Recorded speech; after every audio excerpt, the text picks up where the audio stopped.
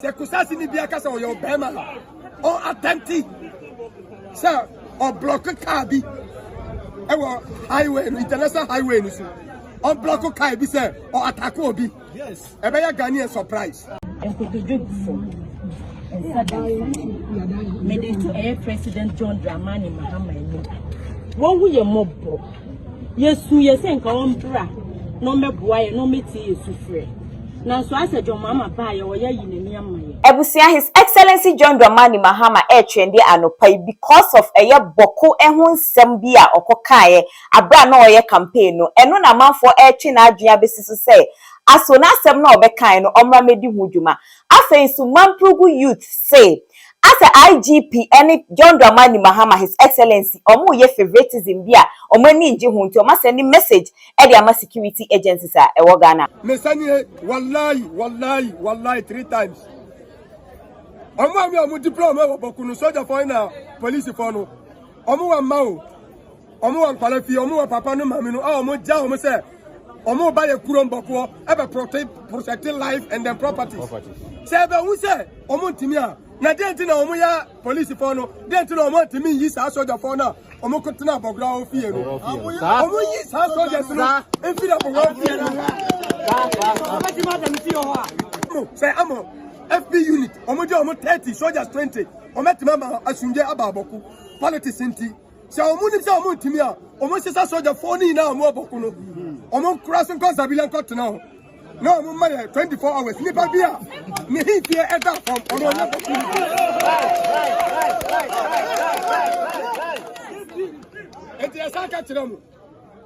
aha let's talk YouTube and any first time I pop into a video I'm also subscribe and I'm gonna click on notification bell for latest updates and follow Facebook as let's talk YouTube and TikTok so as let's talk YouTube share video I'm a for share any comments be I want to comment section or edit and mama Ebusia boko conflicts there years ni enim say afibia na de trigger emaneba just Wednesday ye twam ya na yete say market wonsem asako pagant okwanama IGP Christian to tell you no esu ekopie ho a nanko kohwese odi yie betu yie sesi ade ebufuo ana ahye Mamprugu Youth a omo boko akomamuma omo nsem a omo ka de eye bebre na before then no His Excellency Prez.Mahama during the campaign no or the ensemble etu edwa abusia His Excellency kasane na asema okan ne say boko ntokwane enya about chieftaincy na ohene mienu entimi ndi ade ewo kro baako so na ohene a obia anim no wokrom ho ene eye naba asigiri abugrago azoka the second enti ono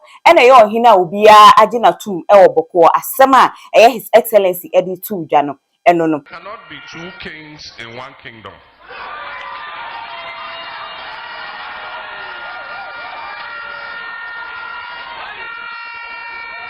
Every government recognizes that the overlord of Boko is Naba Abugago Asigri II. That's why I say there's no conflict, no chieftaincy conflict. And so peace in Boko is going to be my priority when I become president. Na no anana no pawe amanfo se omu busa no se aso opa kire se ensemsem a nkofo keka se chieftaincy ehun nsemsem na ekoso oboko no enye no kre anam afa so Mamprugu Youth ababontia o masem o mokanyina ne se IGP be PM ewo boko eye Wednesday ye twam no favoritism because so any say kusasifuo no according to Mamprugu for no kusasifuo no ana ekoso sa conflict na kunkum police fo kunkum ene sa nyema na ekoso ni nyina no kusasifuo na ye nanso IGP any security bape no makwa akokobo kusasifuo ne ho ba no maja omo mampusifo na nti omo the message we ana ma security agencies following the above violent acts of domestic terrorism by the Kusasi youth because they have come out to own up and say they are those committing these acts of terrorism. The Inspector General of Police visited Bawku, and in what can be best described as bizarre, he apologized to the Kusasis. The same people who attacked and vandalized several police and state installations. Furthermore, the IGP refused to visit Mamprusis, who are key stakeholders in this matter. This biased conduct of the IGP and the cowardly unprofessional conduct of apologizing to criminals has emboldened the Kusasi youth to perpetrate more crime. They went, and when I say they, I mean the Kusasi youth, because they have actually accepted that they are those doing this. They went on rampage, attacking and killing innocent Mamprusis in the Binduri district. Their ungodly criminal activities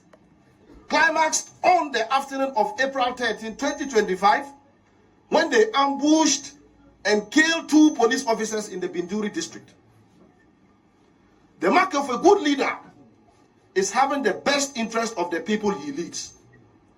But to throw the sacrifices of the men in uniform to the dogs just to appease what the former police sitrams describe as Kusasi banditry smacks of incompetence and professional negligence on the part of the Inspector General of Police. Ebusia Mamprusi no ana akasa ne kese omubu afuye utimi se asem ehhehye omubu eyiye to na kusasifo ne de obi ameka asem bia but for now de Mamprusi ne say ne ekoso ewo kuro ni mboku ho nyina ne fapem efri eye kusasifo no omasem a omoka no na anopa we eye abaya bia ba odi nkotodwe egu fom a opa His Excellency John Dramani Mahama IGP any penyifo chelse se John Dramani Mahama His Excellency Ebeka mire bi atwam se okoho no ahemfo mienu ntimi ni ade dia ene na nokure bi ewom ani baby biara nokure bi hye se omunima osre se omra no omra fameda di because emma ewokom ho ebreye enkotodwefo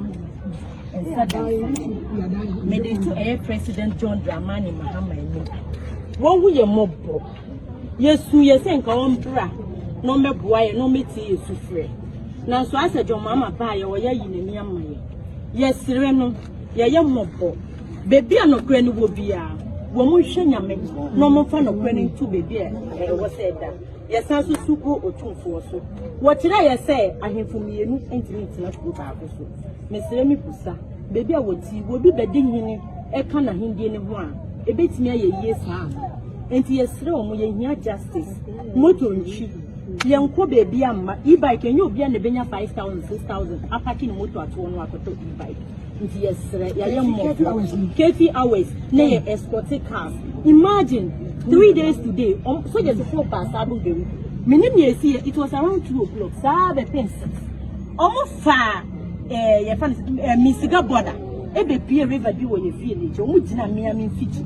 etututuo boys no ye ma no ye wo honom no ma omama won short say monko inside no anko e be shoot mu nti ntokwa na mba no ye ku bia na ana ntokwa na ye fiefie no moko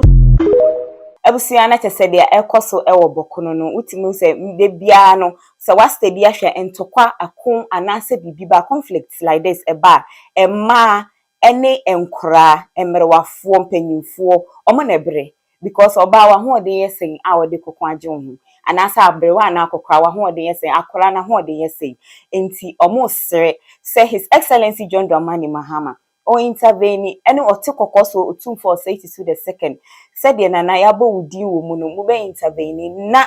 pepepe yo akoso ewo boku because entokwasem ne de ano aye den ama nipa wua ne wusisi ano because of Boku conflict inti policemen too ana ahwere omonkwa eyare hosem te besre sempanyifo de omona bisi fom no mahye na santo kwantokwa we nyina etu etwa midimani edi ensem nechi any update be for oba midibaba besumo because aka also be follow Facebook aslesto ghtrends sana TikTok so aslesto ghtrends video we ama fofo abehye midin ede na nekwa santo a